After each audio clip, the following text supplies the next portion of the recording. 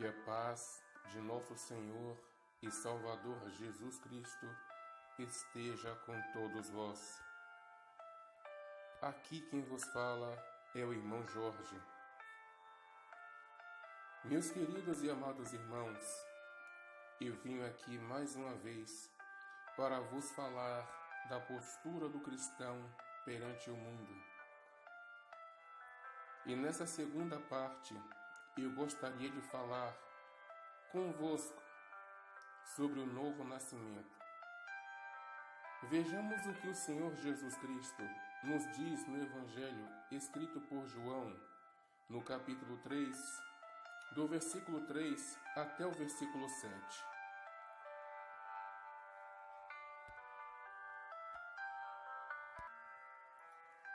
A isto respondeu Jesus: em verdade te digo que se alguém não nascer de novo, não pode ver o reino de Deus. Perguntou-lhe Nicodemos: como pode um homem nascer sendo velho? Pode, porventura, voltar ao ventre materno e nascer segunda vez? Respondeu Jesus: em verdade te digo, quem não nascer da água e do Espírito não pode entrar no reino de Deus. O que é nascido da carne é carne, o que é nascido do Espírito é Espírito. Não te admires de eu te dizer, importa-vos nascer de novo.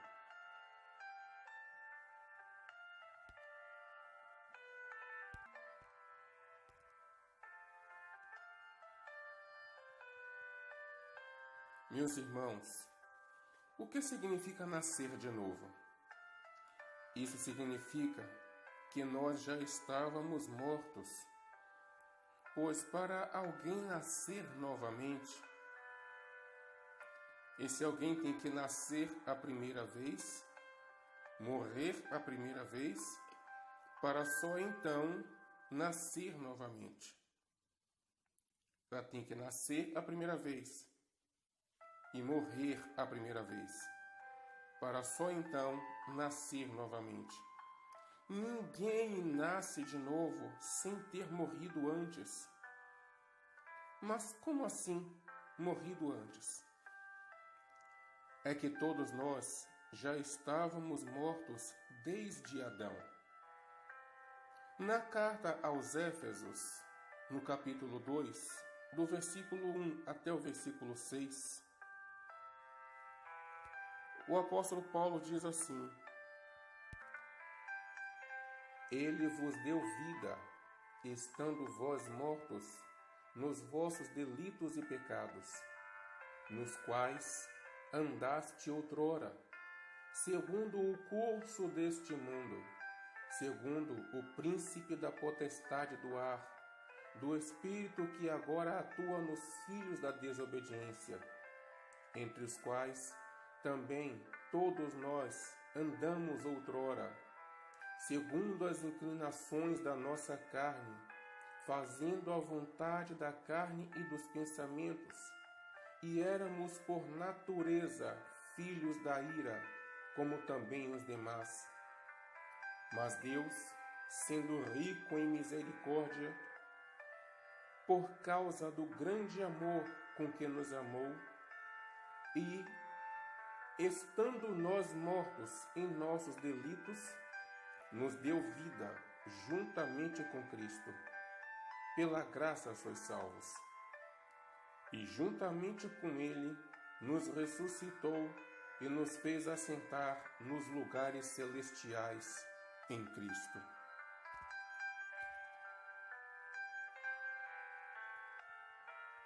Quando no versículo 3 ele diz: éramos por natureza filhos da ira. Isso quer dizer que, por natureza, nós somos pecadores e, através dos nossos pecados, provocamos a ira de Deus sobre nós.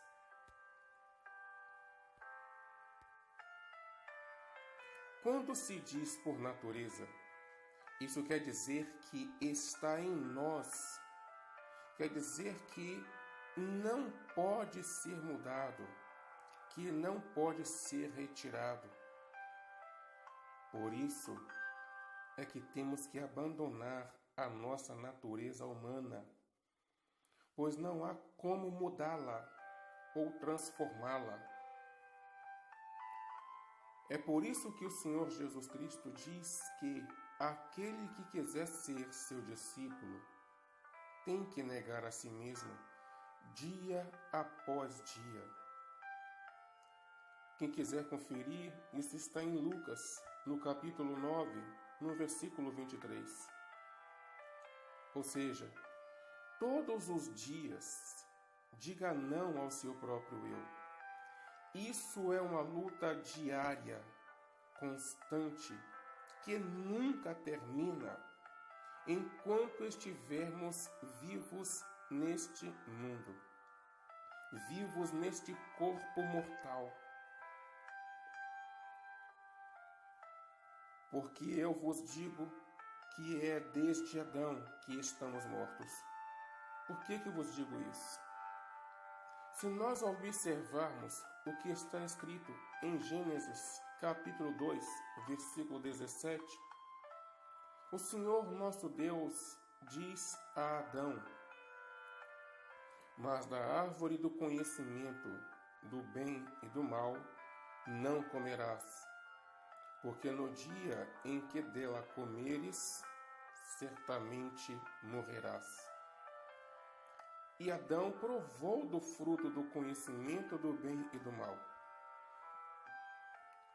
E como o Senhor havia dito, ele realmente morreu. Alguém pode perguntar assim: mas como assim Adão morreu? Se está escrito que Adão viveu 930 anos. É que o que morreu foi o homem puro, limpo, imaculado, perfeito, eterno, criado por Deus. Porque Deus não criou o homem para morrer. Está escrito que a morte é a recompensa pelo pecado. Se Adão não houvesse cometido o pecado, Adão não morreria. Deus mesmo disse que jamais daria a um justo recompensa de injusto, e jamais daria a um injusto recompensa de justo. Se Adão não pecasse, ele não receberia recompensa de injusto. Se ele não pecasse, ele não teria morte por recompensa. É o que a Bíblia denomina de homem interior.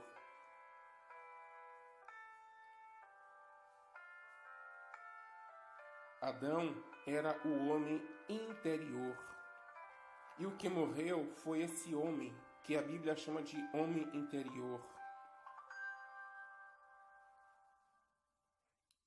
Este ser humano que nós somos hoje, não foi este o homem criado por Deus. Este ser humano que nós somos hoje foi gerado pelo pecado.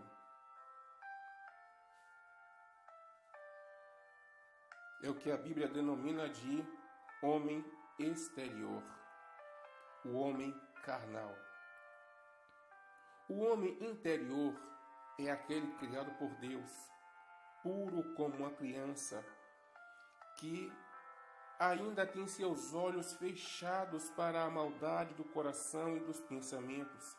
Não tem inclinações carnais, desejos pecaminosos, pensamentos pecaminosos.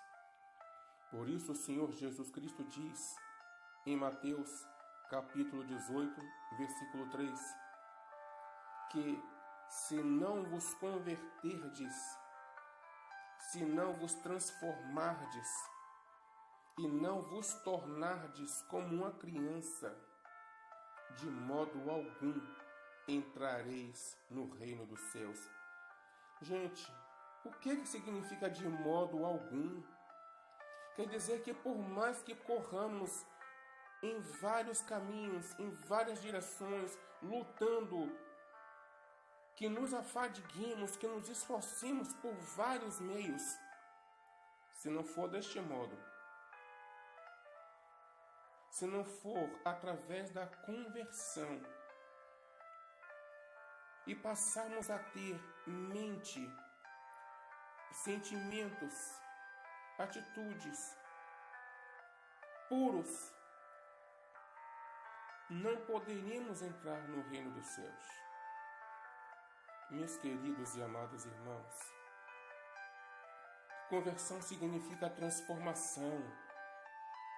Não pode aquele que se converteu continuar vivendo, pensando, falando, agindo e tendo a mesma mente que tinha antes da sua conversão. Se assim for, então não há conversão. Não pode Adão e Eva, sendo um casal de espiritualmente mortos, gerar filhos espiritualmente vivos, porque não há vida neles. Um casal de espiritualmente mortos só pode gerar filhos espiritualmente mortos. Toda a vida gerada por um casal de espiritualmente mortos será uma vida carnal. Todos os filhos gerados por Adão e Eva são carnais, por natureza carnais, porque isso faz parte da semente de Adão, que não é uma divina semente, é uma semente corruptível, é uma semente que morre, que não existe para sempre. Está no código genético de Adão e Eva. Não temos como fugir desse código, desta herança genética. É impossível fugir desta herança genética. Onde o ser humano for, o código genético de Adão e Eva estará com eles, estará com ele. Espiritualmente, estávamos todos mortos. Por isso está escrito que somos por natureza. Quando se diz que é por natureza, quer dizer que não podemos mudar isso. Estávamos espiritualmente mortos, todos mortos. Bem ao contrário do que muitos pensam, que a primeira morte é a morte do corpo. Ora, muitos pensam assim. Muitos pensam assim. Mas é o contrário. Bem ao contrário do que muitos pensam, que a primeira morte é a morte do corpo e a segunda morte é a morte do espírito. Eu não creio assim. Eu não sou o dono da verdade e nem coloco minhas palavras como sendo a verdade absoluta. É só um pensamento meu. Eu creio assim. Se já estávamos mortos em nossos delitos e pecados, então já havíamos morrido a primeira vez. Então, para os não salvos, resta somente a segunda morte. Porque os convertidos, os que foram batizados, sepultaram nas águas do batismo o homem que já estava morto, porém não sepultado. Nas águas do batismo, ele foi sepultado. O homem morto foi sepultado. Podem conferir em Colossenses, capítulo 2, versículo 12. Mas E quanto àqueles que já estavam mortos e não foram sepultados, o que será deles? O sepultamento deles é o que a Bíblia chama de segunda morte. E o que é a segunda morte? A segunda morte é o lago de fogo. Isso nós podemos conferir em Apocalipse, capítulo 21, versículo 14. Ou seja, a segunda morte é para aqueles que recusaram o renascimento. Recusaram nascer de novo, eles se recusaram. É para aqueles que se recusaram nascer novamente. Recusaram servir ao Senhor Jesus Cristo. Preferiram pagar o preço da desobediência. É livre-arbítrio. É livre escolha. Por mais que Deus não queira que alguma alma se perca, que Deus não queira que nenhuma alma se perca, Deus não tira, nem controla, nem diminui o livre-arbítrio de ninguém. É livre escolha. Porque para Deus só serve se for por livre-arbítrio. Como está escrito, que não é por força nem por violência. Deus quer que cada um tenha as suas decisões próprias. Primeiro veio a morte espiritual. Por isso está escrito, Cristo vos deu vida. Quando o Senhor Jesus Cristo disse que, Ele disse assim, eu vim para que tenham vida. Ora, não haveria nenhuma necessidade de o Senhor Jesus Cristo dizer isso para quem já tem vida. Ele está dizendo isso para aqueles que não têm vida. Para aqueles que, morrendo o corpo, nada vivo lhes resta. Depois da morte, segue-se o juízo. Só lhes resta o sepultamento, que é o lago de fogo. Jesus Cristo veio dizendo isto para aqueles que não têm vida espiritual, para aqueles que estão espiritualmente mortos. A esses ele veio oferecendo vida. E quando o Senhor Jesus Cristo diz que é necessário nascer de novo, nascer da água e do Espírito, isso quer dizer nascer da palavra de Deus e do Espírito de Deus.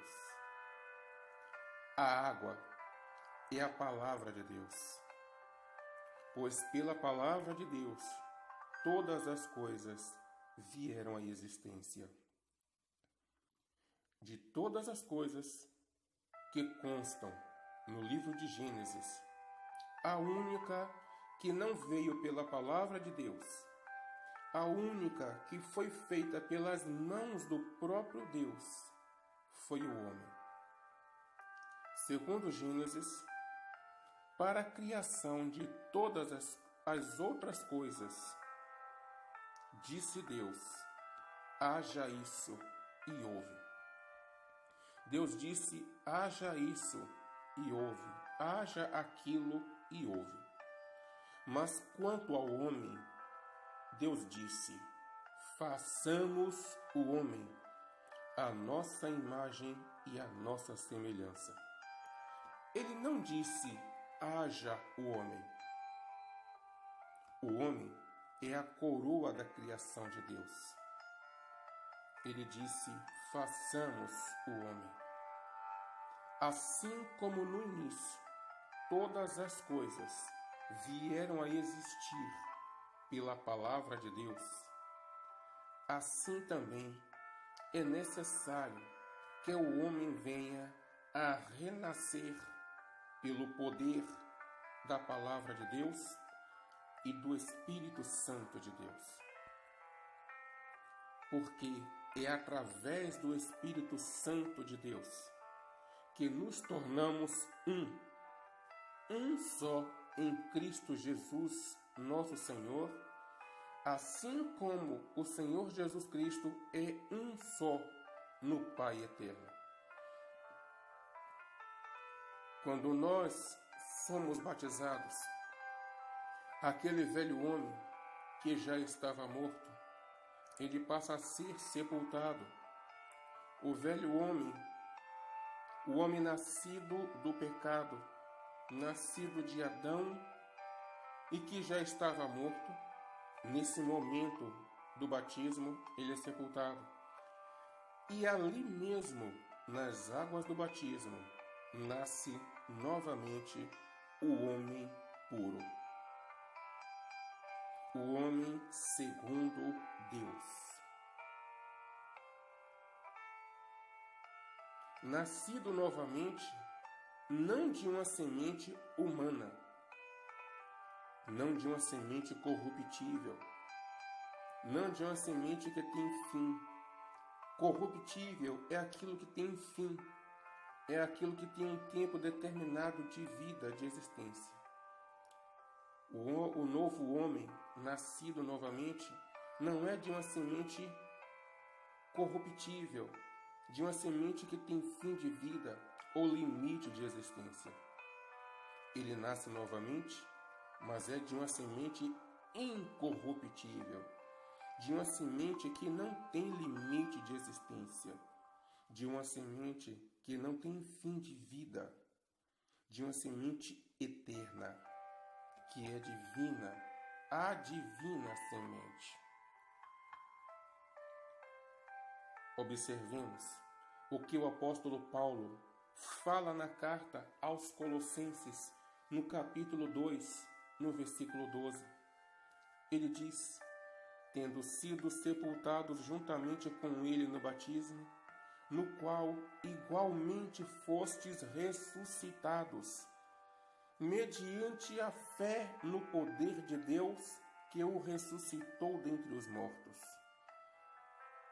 Vós estáveis mortos pelas vossas transgressões e pela inclinação da vossa carne, vos deu vida juntamente com ele, perdoando todos os nossos delitos. Meus queridos irmãos, isso significa dizer que somos nova criatura. É como está escrito em 2 Coríntios, no capítulo 5, versículo 17. E assim, se alguém está em Cristo, é nova criatura. As coisas antigas, os pensamentos antigos, o comportamento antigo, a postura antiga, a mente antiga, o vocabulário antigo, a natureza antiga, a mente antiga, já passaram. Eis que se fizeram novas. Nova postura, nova atitude, uma mente nova, novo comportamento, novo vocabulário, nova natureza, nova postura, nova conduta, novas ideias, novos sentimentos. As coisas antigas já passaram, eis que se fizeram novas. E também, como diz a primeira carta de Pedro, no capítulo 1, versículo 23. 1 Pedro 1, 23, diz assim: pois fostes regenerados, ou seja, fostes gerados novamente, fostes transformados, fostes refeitos, fostes restaurados, fostes recuperados, fostes resgatados, não de semente corruptível, ou seja, não de uma semente que tem limite de existência, não de uma semente que tem limite de vida, mas fostes resgatados de semente incorruptível, de uma semente eterna, mediante a palavra de Deus, a qual vive e é permanente. Meus queridos, que semente incorruptível é essa? É a divina semente. Essa é a semente incorruptível, a semente que é eterna, é a divina semente. Em 1 João, no capítulo 3, no versículo 9, o apóstolo João nos diz assim: todo aquele que é nascido de Deus não vive na prática de pecado, pois o que permanece nele é a divina semente.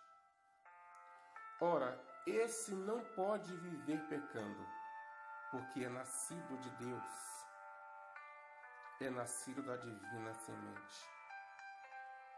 Meus queridos e amados irmãos, em Cristo Jesus, eu vos suplico, meus queridos irmãos, pelo amor do Senhor Jesus Cristo que há nos vossos corações, lutem para edificação das vossas almas. E nós, todos nós, só acharemos forças para vencer a força do nosso homem exterior, se amarmos cada vez mais ao nosso Senhor e Salvador Jesus Cristo. Temos que amá-lo e continuar amando-o. Temos que lutar para fazer esse amor por ele crescer em nós, não somente de sentimento, mas também de prática, amando o nosso próximo. Meus queridos irmãos, em nome do Senhor Jesus Cristo é que eu vos peço, eu vos suplico, voltem a se concentrar nas coisas espirituais. Deixe a preocupação com as coisas materiais, mortas com o velho homem. Eis que se fizeram novas todas as coisas para aqueles que estão em Cristo Jesus. Eis que se fizeram novos pensamentos, novos alvos, novos objetivos, novas condutas. Quando nós estávamos seguindo os rudimentos do velho homem, nós tínhamos um alvo, uma meta, materiais, momentâneos, corruptíveis. Nós que estamos em Cristo Jesus, somos novas criaturas. E temos que deixar passar as coisas velhas. Aquele velho alvo materialista. Aquele velho alvo que só serve para encher o nosso ego, a nossa vaidade, para mostrarmos para os outros o quanto nós conseguimos, o quanto nós conquistamos, o quanto nós conseguimos amontoar. E para que isto, meus queridos irmãos? A glória da flor some quando as suas pétalas murcham. Assim somos nós, seres humanos, neste mundo. Depois de acumular tantos bens, de que vai nos servir para o reino de Deus, para o reino eterno? Vamos focar no alvo oposto ao que o nosso homem exterior focava. O nosso homem exterior focava no materialismo, no egoísmo, no egocentrismo. O velho homem, o homem exterior, só olhava para o seu umbigo. Tinha um rei na barriga, cheio de arrogância, que lutava para provar que ele estava certo. Debatia, fazia questão de debater só para exibir os seus conhecimentos, só para serem aplaudidos pelos homens. Este era o velho homem, que fazia questão de contender, de debater só para provar que o outro está errado e que ele está certo. Porque eu não acredito, pode ser que eu esteja errado, porque eu não sou dono da verdade, mas eu, o irmão Jorge, eu não acredito que alguém vá debater sem o intuito de provar de que ele mesmo está certo. Eu não acredito que alguém vá debater com o pensamento de eu vou te provar de que eu estou errado. Eu vou te dar todas as provas, eu vou convencer você de que eu estou errado. Ninguém debate com essa intenção. Ninguém tem esse intuito no seu coração. Todos que debatem com um só intuito: a vanglória, o egoísmo, o desejo de ser aplaudido, de ser engrandecido e alguém dizer: ó, como esse irmão é estudado, como ele é inteligente. Isto é o velho homem. Digamos não e mantenhamos firmes o nosso não. Mantenhamos firme o nosso não. Seja o teu dizer sim, sim. E que o teu dizer não seja não. Que o teu sim seja verdadeiramente sim. Sustente o teu sim que você disse ao Senhor Jesus Cristo no dia do teu batismo. Sustente o não que você disse ao seu próprio eu no dia do teu batismo. Sustente esse não, porque o que disso passar é procedência maligna. Assim ensinou o nosso Senhor Jesus Cristo. Fujam da carne. Fujam da mente pecaminosa. Aliás, eu gostaria de explicar isso. O que a Bíblia chama de carne é a nossa mente pecaminosa. Fujam de tudo aquilo que alimente o teu próprio ego, que alimente a força do teu eu. Fortaleça assim aquilo que alimenta a força do teu homem interior. E o que é que fortalece o homem interior? A humildade. Se humilhem sempre. Nunca façam questão de debater, de demandar. Sejam humildes. Respeitem a todos. Independente de clero, de religião, de segmento religioso, de escolha religiosa, é livre-arbítrio. Siga você a paz de Cristo. Mantenha você a paz de Cristo em você mesmo. Porque as outras pessoas lá fora nas trevas precisam da tua paz.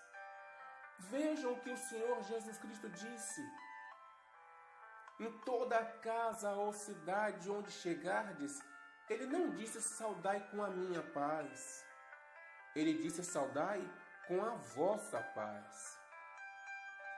E se aquela casa ou cidade for digna da vossa paz, repouse sobre ela a vossa paz. Ele não disse a minha paz, ele disse vossa paz. Porém, se aquela casa ou cidade não for digna da vossa paz, retorne para vós a vossa paz. Em nenhum momento ele disse a minha paz, ele sempre disse a vossa paz. Quando ele diz, retorne para vós a vossa paz, ele está dizendo o seguinte: se alguém rejeitar a paz, não se contamine com o inferno dele. não se contamine com os aborrecimentos dele. Não deixe que o inferno dele, que os aborrecimentos dele, que o estresse dele roubem a tua paz. Meus queridos e amados irmãos, este humilde irmão que vos fala, este menor de todos que vos fala, eu já nem peço, mas vos suplico em nome do soberano, supremo, altíssimo e eterno nome, que está acima de todo e qualquer nome, o nome de nosso Senhor e Salvador Jesus Cristo. Nesse nome que eu vos peço, alimentem o vosso homem interior e enfraqueçam a cada dia o vosso homem exterior, para que o Espírito Santo de Deus se alegre, se regozije em habitar dentro de cada um de vós. Em nome de nosso Senhor e Salvador Jesus Cristo. Amém.